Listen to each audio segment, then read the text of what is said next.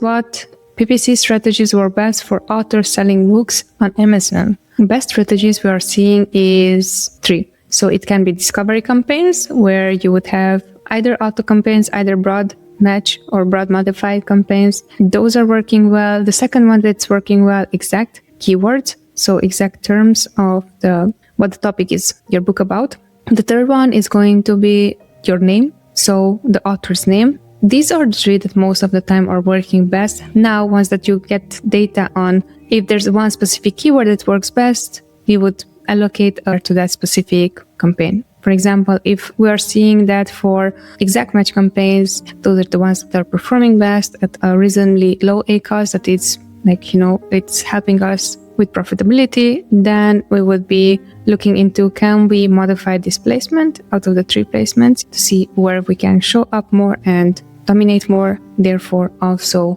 make more sales. That is the way how we see, or those are the strategies that are working best.